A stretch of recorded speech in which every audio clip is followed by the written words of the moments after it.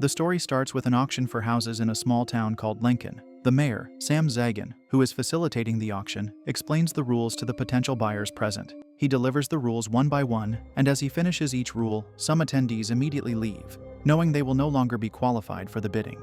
One of the attendees reacts negatively once he hears that the rule includes prohibiting them from listing the property as a rental. He also reacts upon hearing that the buyer must live in the house for at least 6 months, or else the house will be repossessed. As the mayor insists that the rules are fixed and will be strictly enforced, the attendee chooses to walk out, disappointed. Once all the rules are provided, only 2 couples are left. Seeing this, the mayor happily informs them that they are both assured of getting 1 property each. Our main characters are a married couple, Bree and Liam. The first house up for auction goes to the other couple after they bid $25,000 on it. This works perfectly for our main characters, as they want to get the other property. The mayor says that the opening bid for the property they want is $20,000. Bree excitedly bids for it. As they are the last bidder of the night, the mayor gladly tells them he will cater to them himself to help them with the sale process. Liam asks how soon they can get in, and Mayor Zagan tells them that the key is theirs as soon as the payment is made. Excited to finally purchase their dream house, Liam asks if there is a bank nearby where he can withdraw cash. Mayor Zagan tells them there is one about 10 minutes away. The couple immediately heads there. While Liam is in the bank, a little girl appears by the car, surprising Bree. She asks the girl where her parents are, and the girl says her parents are long gone. Bree feels creeped out by the way the girl speaks and tells her it is not nice to scare people, especially strangers. The girl randomly says that the girl in the bathroom doesn't like Bree. Bree is clueless about what the girl is saying and tells her she will call the police to get her help. She calls 911, but when she looks again, the girl is gone. Moments later, they return to the mayor's office to pay for the house and sign the paperwork. They finally get the key and drive to the house. It is a huge house, and they are still in disbelief at how beautiful the property is.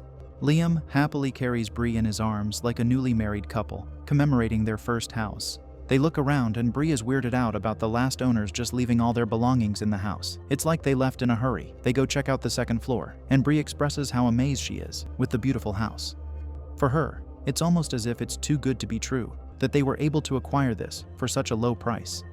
As they enter the bedroom, a shadow can be seen passing by the wall, following the two inside the room.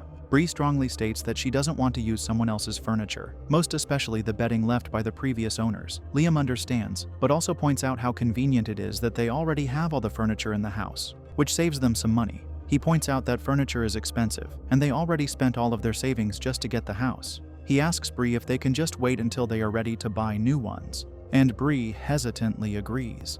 It's their move-in day. To save money, Liam decided not to rent a truck for their things. Instead, they are using their car to bring those to the new house. Bree is very excited to clean up the house. She starts with the kitchen. As soon as she sets down her cleaning tools, she hears someone whispering her name and thinks it's her husband. When she calls out to him, he doesn't respond. Then he just suddenly appears behind her, surprising Bree. When she looks back at him, Liam is no longer there. Then, she hears him calling her from the front door. Bree starts to get annoyed, thinking Liam is pranking her. Liam tells her that the door was shut and he was outside the whole time. Liam just shrugs it off and asks Bree to calm down. He brings their things to the bedroom. He checks out the bathroom and finds that the tub is filled with dirty water, so he drains it. As he steps out, a lady ghost is standing by the door. Could this be the lady in the bathroom that the little girl mentioned to Bree in the earlier scene? Liam decides to go and get the new mattress that Bree asked for. He insists that he can just pick it up instead of having it delivered to save money. Bree is left alone in the house, but moments later, Liam suddenly appears. However, this doesn't look like the normal Liam. His eyes are darker, and he has an angry stare. He also speaks without any emotion at all. Bree asks him to take out some trash, which he ignores, annoying her. She tries to confront him, but the next second, he's gone. Moments later, at dinner, Bree brings up Liam's mean attitude earlier, but this Liam doesn't have any idea what she is talking about. He shrugs it off again, thinking Bree is just tired from all the cleaning.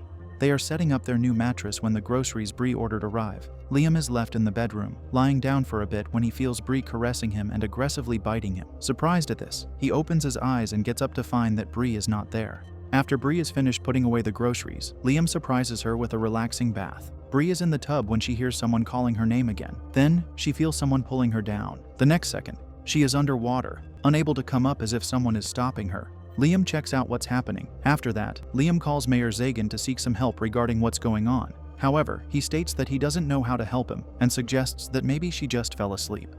After the call, it is revealed that Mayor Zagan is sleeping with the same woman who was in the auction. Is it possible that Mayor Zagan set this whole thing up so that Bree and Liam ended up purchasing the seemingly haunted house? Days later, Liam starts his new job. Bree wishes her husband a good day at work. Bree tries to contact the previous owners of the house using the phone she found in one of their mail. She asks them if they want some of the things sent to them, but the woman she is speaking with, who is the owner's daughter, sternly tells her they don't want any of the things. The woman informs Bree that her mother took her own just a month after she bought the house, and getting her things back will not help them move on. When Liam comes home, Bree shares the news about the previous owner with him. She also shows him some news articles she found online about previous families who owned the house. All of them have met tragedy. Even after learning this, the two of them still want to keep the house as they believe it is the perfect nest for them. One night, while washing dishes, the grim-faced Liam shows up again and throws glasses at Bree. He spouts hurtful words to her, saying she ruined everything for him and is leeching off of him, spending all his money. Bree is very scared and ducks, then covers her head to protect herself. When she looks up, the normal Liam shows up and is baffled upon seeing the broken glasses. He explains that he was upstairs the whole time setting up the computer. Bree confronts him about the hurtful things he said earlier, but this Liam sincerely tells her that he will never say any of those things to the love of his life. It seems that there are doppelgangers in the house.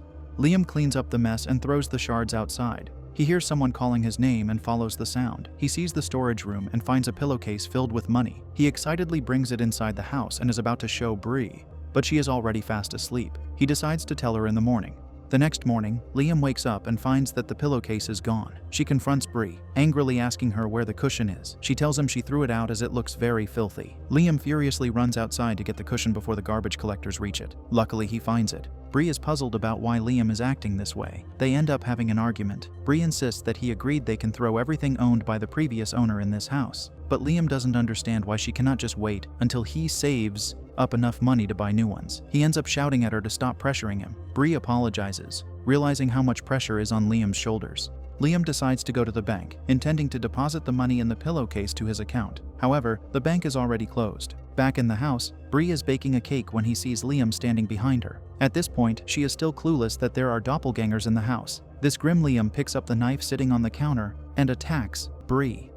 She manages to dodge and hides herself in the bathroom. Liam keeps on knocking, while Bree is freaking out inside, scared for her life. Then, the emotionless tone Liam was using earlier is replaced by the normal Liam's voice. He now sounds so concerned and tells her he just arrived. Bree decides to open the door and tells him what happened. Liam could not believe it, as he just got home. He tells Bree to lie down and get some rest while he cleans up the mess in the kitchen. Liam then hears Bree screaming upstairs, and he immediately runs to her rescue. Bree tells him that there is a woman in the bathroom. Liam still thinks that Bree is just overwhelmed and stressed. He assures her that he is always there for her. He decides to take her out for dinner for a change of scenery, as she has been stuck in the house for a long time.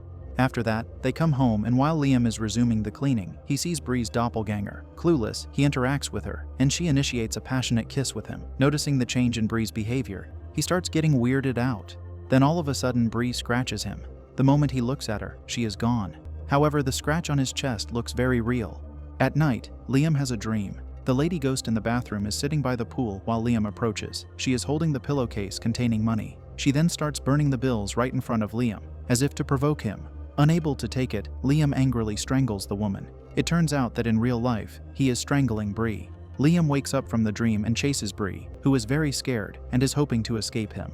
She hides in a room, but she finds the doppelganger Liam inside. She is very confused, as she can still hear the real Liam outside, looking for her. The real Liam finds her and tells her they have to get out of the house as soon as possible. Then, the doppelganger Liam appears up the stairs, telling Bree that he is the real Liam and she should not listen to the other one. Bree is now very confused as to who her real husband is. The real Liam tells her they have to leave now, but the doppelganger tells her that this is their home and they are not going anywhere. Bree decides to choose the doppelganger, believing that her husband will never suggest leaving their nest. Seeing that he is losing his wife, he decides to carry her instead to stop her, and then runs outside, leaving the haunted house. The final scene takes us back to the school gym, where the mayor is holding a new auction with new prospective buyers. The same couple that was left with Bree and Liam at the beginning of the film are also there. This confirms the suspicion that the mayor planted them to pretend to compete for the property, ultimately leading gullible buyers to the haunted house, where they will soon experience tragedy.